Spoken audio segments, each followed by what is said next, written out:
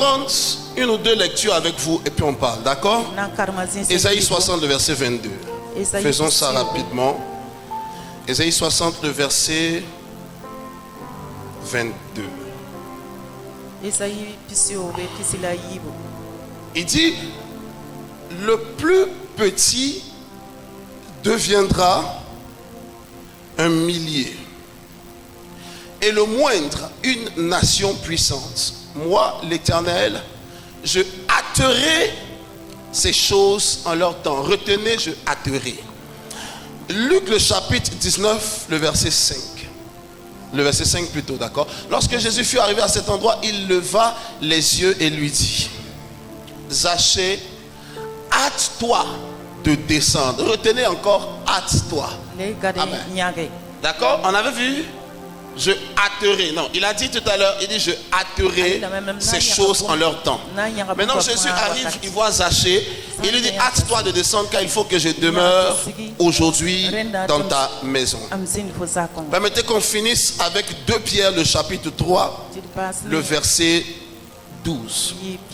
2 Pierre 3, 12. Tandis que vous attendez et vous hâtez l'avènement du jour de Dieu, à cause duquel les cieux enflammés se dissoudront et les éléments embrasés se fondront. Amen. Retenez encore ici, tandis que vous hâtez. Le premier texte qu'on a lu, il dit, je hâterai ces choses en leur temps. Donc Dieu est en train de prendre l'engagement sur lui de hâter ou de précipiter l'accomplissement d'un certain nombre d'engagements et de promesses qu'il a pris. Ensuite, dans le second texte, c'est-à-dire avec Zachée, Dieu maintenant s'adresse directement à l'individu. Il lui dit, toi, hâte-toi de descendre parce que je dois venir chez toi. Ce soir, je dois manger dans ta maison. Et puis il finit donc à 2 gens et puis il lui dit, il dit, vous devez hâter l'avènement de Christ. Écoutez-moi attentivement. J'ai décidé par l'Esprit de Dieu de parler brièvement d'un sujet que j'ai intitulé Avancer en Dieu et dans la destinée. C'est quel mot avancer en Dieu et dans la destinée? Oh, dis-le-moi bien et je vais même bien te parler ce matin. Je n'ai pas encore entendu ta voix. Écoute-moi. Hâter signifie précipiter, signifie faire arriver rapidement, signifie faire arriver de manière hâtive, signifie arriver rapidement. Maintenant écoutez-moi, il y a une provision dans l'économie de Dieu pour que les réalités et les épisodes de ta vie soient hâtés et soient précipités en vue d'arriver avec vitesse. Alléluia. Voici pourquoi par le moment où j'aurai fini avec toi ce matin, les choses vont commencer à arriver avec vitesse dans ta vie. Combien d'entre vous sont en train de me dire un amen fort et je commence à parler? Écoute-moi, il y a un système en Dieu pour que les choses arrivent vite. J'ai découvert depuis que j'ai lu Ecclésiaste qu'il y a un temps pour chaque chose et qu'il y a un temps pour naître et pour mourir. À partir de ce texte, j'avais compris que chaque chose était réservée dans une portion de temps et qu'il fallait simplement attendre que le temps d'une chose arrive afin de pouvoir vivre sa manifestation. Mais à mesure que j'ai grandi en Dieu, à mesure que j'ai progressé en Dieu, je suis arrivé à la découverte qu'une chose peut avoir son temps, peut être programmée dans un temps précis et déjà établi. Mais il y a un système, il y a une grâce en Dieu pour qu'une chose qui était dans un temps futur soit rapprochée dans un temps présent. Alléluia. Il y a un système en Dieu pour que le temps d'une chose qui n'était pas encore arrivée soit rendu manifeste par le principe de l'accélération divine. Je ne sais pas combien de temps tu es en train d'attendre cette chose qui n'est pas encore arrivée et tu te consoles en disant le temps de Dieu n'est pas encore arrivé. Tu te consoles en disant sûrement quand le temps viendra la chose se manifestera. Mais j'ai découvert, toi et moi, nous pouvons hâter les choses, nous pouvons les faire arriver plus tôt. Et après ce soir, il y a une onction que je sens dans cette atmosphère pour faire précipiter quelque chose dans ta vie. La première personne qui se tient debout et me dit un amen bien, la chose lui arrive. Si ton amen est fort, cette chose arrive fortement pour toi. Écoute-moi, quelle est la nécessité pour toi de hâter hâter quelque chose? Quelle est la nécessité pour toi de précipiter quelque chose? Quelqu'un me dirait, révérend, on n'a pas besoin de précipiter, il faut juste attendre. Et quelqu'un me dirait, révérend, on n'a pas besoin de précipiter, Dieu le fera arriver dans son temps. Mais j'ai découvert, bien aimé frère, que la grandeur, la quintessence de responsabilité que tu dois établir sur la terre, plus elles sont grandes, plus tu dois le faire avec précipitation. Écoute-moi, je vous l'ai dit la dernière fois, un iPhone 12 dans la main d'une grand-mère de 80 ans n'a plus de valeur. L'iPhone est une bénédiction. L'iPhone 12 est une belle chose. Le problème, c'est que la personne dans la main de qui l'iPhone 12 est arrivé est devenue si vieille qu'elle ne peut plus profiter du goût de la chose. Une chose est bonne quand elle est dans la chose, dans le temps propice. Lorsque vous prenez une bonne chose et vous la retirez du bon temps et du bon moment, le profit à l'intérieur de cette chose disparaît. À quel âge tu vas commencer à construire ta maison avant de construire la maison de ta maman? À quel âge tu vas commencer à en finir avec les batailles de ton quotidien pour commencer à pallier aux batailles du quotidien de ta génération? Quand tu es conscient que la raison de ton existence n'est pas uniquement pour le profit de ton ventre. Certains d'entre nous ont découvert, Dieu nous a fait naître dans le ventre de notre mère pour devenir des lumières dans notre génération, pour devenir des repères dans notre monde. Alors nous savons, nous ne vivons pas juste pour le profit, nous ne vivons pas juste pour manger, pour avoir une jolie petite voiture, pour avoir une petite famille et une petite maison. Il y a quelque chose de beaucoup plus grand que ma vie a été générée pour accomplir. Il y a quelque chose de beaucoup plus énorme à accomplir. Et plus les choses à réaliser sont grandes, plus il y a une urgence pour leur réalisation. Il y a une chose, quand tu as compris, ça devient difficile pour toi de te promener. Ça devient difficile pour toi de flâner ici et là. Parce qu'il y a la découverte d'un sentiment d'urgence sur ton existence. Tu as les moyens de t'amuser, mais personne ne te trouve en train de t'amuser. Parce qu'il y a une urgence dans ton esprit. À cause de la grandeur des choses que j'ai accomplies. Écoutez-moi, peu importe les choses que Dieu vous donne pour réaliser et les bénédictions qu'il a l'intention de mettre à votre disposition pour leur réalisation, vous avez besoin du temps pour les manifester. Si vous avez beaucoup d'argent, il vous faut beaucoup de temps pour dépenser cet argent. Si vous avez beaucoup de percées et d'opportunités, il vous faut beaucoup de temps pour profiter des bonnes choses qu'on vous a données. Voici pourquoi le temps n'est pas quelque chose avec lequel on blague. Pourquoi? Parce que je vous ai dit, le temps est l'unité de mesure de la destinée. On calcule ta destinée par rapport à la portion de temps que tu as. À mesure que ton temps se gaspille, ta destinée se gaspille. À mesure que tu perds du temps, tu perds ta destinée. Voici pourquoi Dieu parle à Israël. Il lui annonce quelque chose de formidable. Il dit, le plus petit deviendra un millier. Il dit, vous serez abondants. Mais maintenant, il ne s'arrête pas là. Il dit, je hâterai ces choses dans ta vie. Je les ferai arriver. Dieu est éternel. Mais il comprend que du point de vue de son éternité, il n'a pas de raison d'être pressé. Mais du point de vue de la personne pour qui il doit agir, cette personne est limitée et conditionnée dans le temps. Elle n'a pas le privilège de l'éternité. Alors Dieu doit se presser pour faire ce qu'il a promis à la personne. Sinon, au bout d'un moment donné, la personne ne serait plus en vie pour continuer à vivre ce que Dieu avait en réserve pour elle. Il sait qu'il n'a pas de problème avec le temps. Mais toi qui dois élever, toi avec qui dois travailler sur la terre, tu es limité par le temps. Alors Dieu est conscient que ce qu'il doit faire, il doit le faire vite. Voici pourquoi il a créé le monde en 7 jours. Parce qu'il y avait l'urgence de faire un travail. Pourquoi? Parce qu'il était en train de quitter de la sphère de l'éternité pour opérer dans la sphère du physique. Or, la sphère du physique est automatiquement conditionnée par la limite du temps. Il savait que donc, quand il venait opérer, il créait un monde qui devait opérer dans la sphère de la limitation temporelle. Les choses devaient aller à une vitesse et un rythme accéléré. Voici pourquoi un homme appelé Jésus arrive sur la terre. Pour 30 années, il est comme dans un système de préparation. Mais pour 3 années, il remue le monde. Et après 3 années, jusqu'à ce jour, le monde continue de vivre les effets de son passage sur la terre. Pourquoi? Parce que pour 30 années, 3 années ont été maximisées, si bien qu'une année était équivalent à 10 ans. Voici ma prière pour toi. Voici ma déclaration pour toi. Cette année 2021 sera valable pour 10 années passées. Tu n'as pas compris ce que je suis en train de dire. C'est que les frustrations de 10 années peuvent être réparées en une seule année au nom de Jésus. Les limitations de 10 années peuvent être jugulées par l'élévation et par la bénédiction d'une seule année. Il y a un système dans l'économie de Dieu que ce que ton père n'a pas pu accomplir en 30 années, en 3 années tu apparais sur le devant de la scène et tu commences à le réaliser. Pendant que tu cours avec cette fente, que cette grâce commence à courir pour ta vie. Si tu marches, que ça marche. Si tu cours, que ça court. Aide-moi à dire à quelqu'un, excuse-moi, je n'ai pas beaucoup de temps. Ma destinée est en urgence.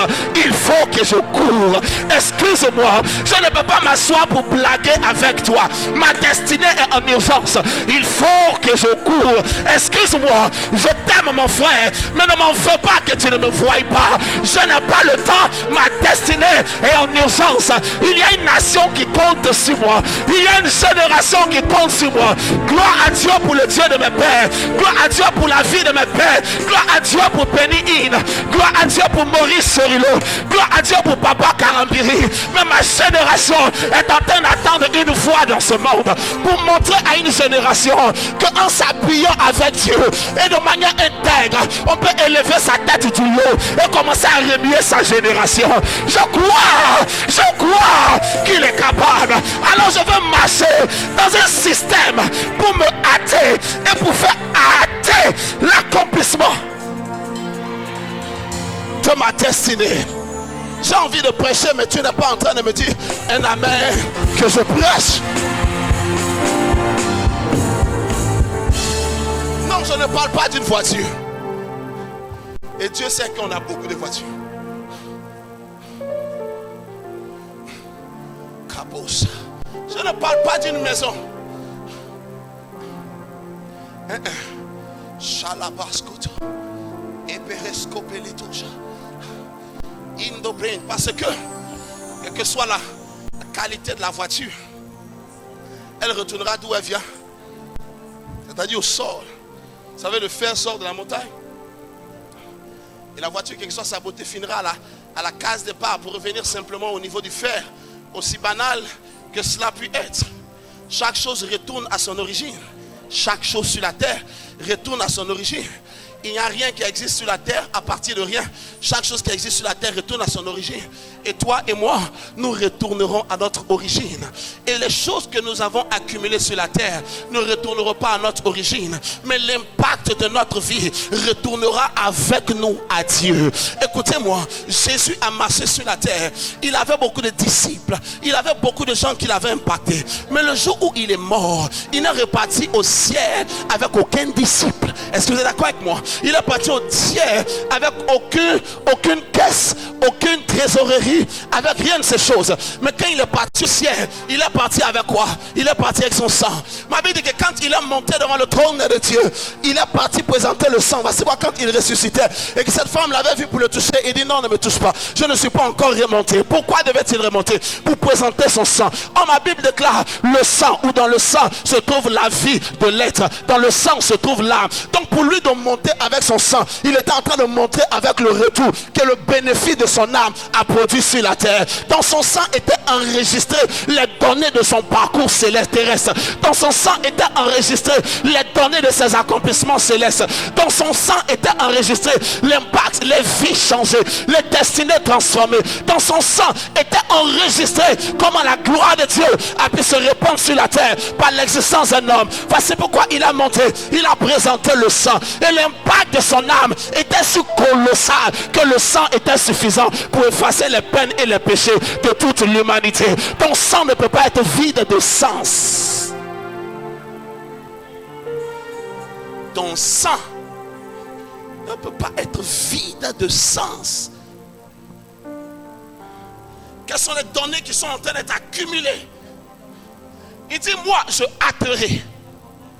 Comprenez que Dieu est dans l'éternité. D'où vient donc qu'il ressent le besoin de se presser? Vu que tu es éternel, il n'y a pas de stress. C'est pas comme si tu allais mourir demain. C'est pas comme si tu allais échouer demain. Parce que tu vis pour toujours. Pourquoi donc tu es pressé? Je vais vous expliquer pourquoi il est pressé. Malheur à la terre, car le diable est tombé vers vous, animé d'une grande colère, sachant qu'il lui reste peu de temps. Si tu as du temps, Satan n'a pas le temps. Si tu as du temps, le diable, il n'a pas le temps. Et crois-moi, qu'il a commencé à vivre avant que tu ne sois là. Mais il est plus pressé que toi.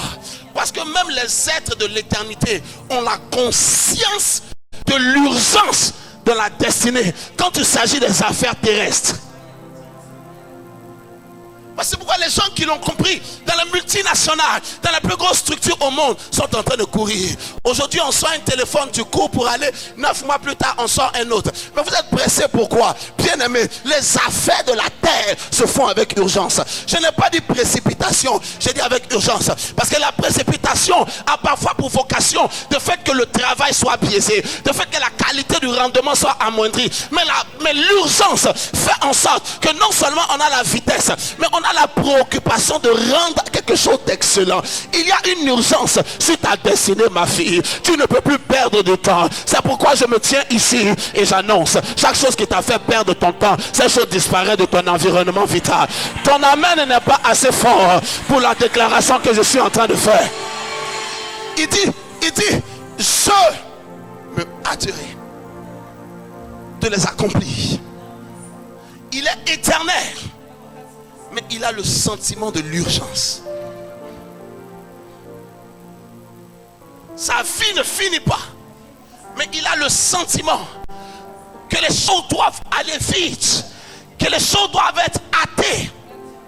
Est-ce que je peux faire encore cette prière pour toi? Que les attentes de ton cœur soient hâtées dans leur accomplissement au nom de Jésus. Dis-moi amen plus fort que cela. Que le résultat de ton travail soit hâté dans sa manifestation au nom de Jésus. Il dit je hâterai. Dieu est en train de parler. Il dit je hâterai. Ce qui veut dire qu'il y a une précipitation ou une accélération qui n'est générée uniquement que par Dieu. Et cela est à la merci de sa miséricorde. Cela est à la merci de sa grâce. Il n'y a rien que nous pouvons y faire. C'est lui qui décide comment il le fait au moment où il le fait. Ça n'engage que lui. Quand il parlait à Israël, Israël se cherchait, ça veut dire dans une condition d'esclavage et toutes ces choses. Et il dit, moi, le plus petit d'entre vous, je vais en faire 1 millier. Il dit, moi, je atterris. Ça n'avait rien à voir avec la responsabilité de ceux qui étaient en face. Il y a donc des gens qui avancent et qui accélèrent. Tu regardes sa vie, tu te demandes, mais le gars, il fait quoi et puis il réussit? Tu ne sais pas. Le gars, il a quoi de spécial? Et puis il monte, tu ne sais pas.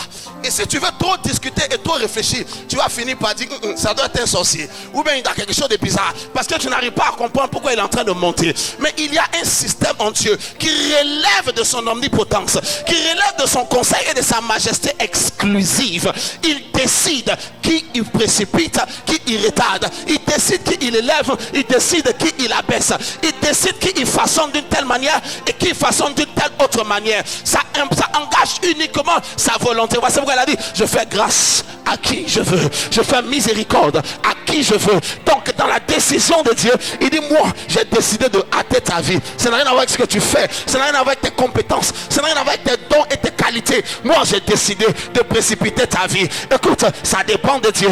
À ce niveau, il n'y a rien que je puisse te dire qui pourra pousser Dieu à le faire. Ça dépend de lui. Personne ne sait pourquoi dans le ventre d'une femme, il a dit que le plus petit sera le plus grand et le plus grand sera le plus petit. Personne ne sait ce qu'ils ont fait. Les enfants étaient de tous deux les embryons dans le ventre de leur mère. Il n'y avait aucune action pour les départager, mais Dieu les avait départagés. Personne ne sait pourquoi est-ce que Joseph envoie Ephraim et Manassé devant son père Jacob, et le père met la main droite sur la tête du plus petit et il met la main gauche sur la tête du plus grand, et il dit le plus petit sera au-dessus du plus grand. Et c'était des enfants, l'un ni l'autre ne savait ce qu'il a fait. Personne ne savait ce qui s'est passé dans le ventre de Tamar lorsque Dieu a choisi que Pérez allait celui qui monterait au-dessus de son aîné. Ça relève de la miséricorde de Dieu. Alors que je suis en train de parler, j'ai entendu de Dieu dans mon oreille gauche. Il y a quelqu'un sous le son de ma voix dans cette salle. Par le système de la miséricorde exclusive de Dieu, ta vie sera précipitée en avant au nom de Jésus. Il y a quelques personnes dont la main est en train de les qualifier pour l'accomplissement de cette parole. Seigneur, ces choses qui se passent dans ton cœur, et tu décides d'élever un et de rabaisser l'autre, s'il te plaît, que quelque chose se passe dans ton cœur et que tu décides d'élever ma vie au nom de Jésus. Ça dépend de lui. Parfois tu te tues à la tâche. Écoute-moi, tu te tues à la tâche et tu es même parfois plus doué que celui qui est devant la scène. Tu es parfois plus capable que celui qui est devant la scène, mais jamais tu n'arrives à le rattraper. Ce n'est pas une question de force, ce n'est pas une question d'énergie. Il y a un système divin qui distingue les hommes. C'est hier que l'Éternel te distingue au nom de Jésus. Voici pourquoi l'Ecclésiaste a dit dans le 9e chapitre de son livre, car la course n'est pas au plus rapide, la guerre n'est pas au plus fort, ni la richesse au plus sage. Il dit qu'ils sont tous soumis au temps et aux circonstances. Or le temps et les circonstances sont eux-mêmes soumis à celui qu'on appelle le maître des temps et des circonstances. Alléluia.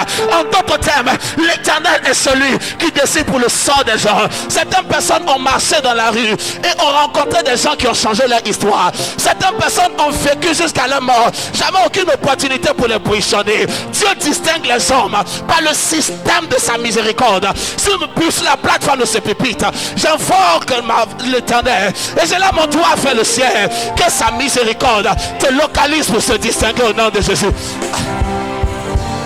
Il y a une manière dont Dieu arrive pour te prendre. Il arrive. Tu ne sais pas.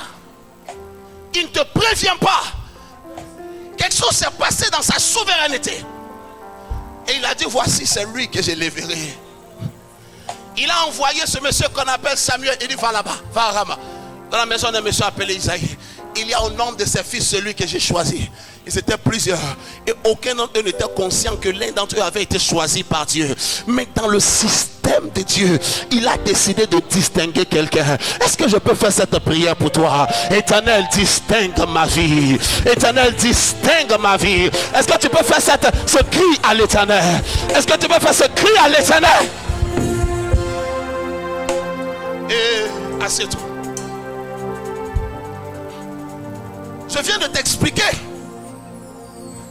l'accélération, l'avancement qui est déterminé uniquement par le facteur Dieu. Ça s'appelle le facteur Dieu. Il n'y a aucun autre facteur qui peut déterminer que ces choses arrivent. Il y a certains environnements d'où tu sors, il n'y a uniquement que ce facteur qui peut changer ton histoire. Il y a certains mondes dans lesquels tu évolues, il n'y a uniquement que ce facteur, le facteur Dieu, qui peut juste prendre ta vie de rien du tout et faire de toi une étoile qui brille parmi les étoiles dans le ciel. Il y a cette chose que je sens dans cette atmosphère. Regarde-moi droit dans les yeux tels que je te regarde. Ta vie va avancer pour le reste de cette année. Ta vie va décoller pour le reste de cette année. Je connais le Dieu qui prend le pauvre de la poussière. C'est lui qui sort l'indigent du fumier et qui fait pour lui une place parmi les grands de son peuple. Ta vie est sur la liste de ceux qui seront positionnés. Je n'ai pas entendu ton amen. Il va changer ton histoire. Ça n'a rien à voir avec qui est devant toi. Ça n'a rien à voir avec qui est plus grand que toi. Ça n'a rien à voir avec qui a fait quoi avant toi. Écoute-moi, il va venir te prendre depuis le fond de la scène et te ramener sur le devant de la scène. Je connais Jéhovah, je connais l'Éternel. Il est capable.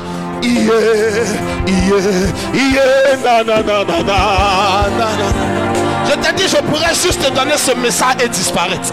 Je pourrais juste ne pas avoir la force de m'arrêter et encore prier. Mais après avoir entendu ce que tu entends, écoute-moi, il n'y a aucune capacité qui sera en mesure de t'arrêter. Je ne suis pas en train de te prêcher une prédication. Je suis en train de te communiquer une vie. Il a dit, car les paroles que je vous donne sont esprit et vie. Il n'a pas dit, je vous donne le vocabulaire. Il n'a pas dit, je vous donne l'expression rhétorique. Il dit, quand tu entends, d'autres entendent les paroles. Mais ceux qui sont avisés, ils entendent l'esprit et ils entendent la vie. En d'autres termes, l'expression vocale de la divinité engendre dans le corps d'un homme qu'il entend dans son oreille le dépôt d'une vie qui crée en lui les possibilités qui n'ont jamais existé depuis le jour de sa naissance. Ton histoire ne sera plus jamais la même.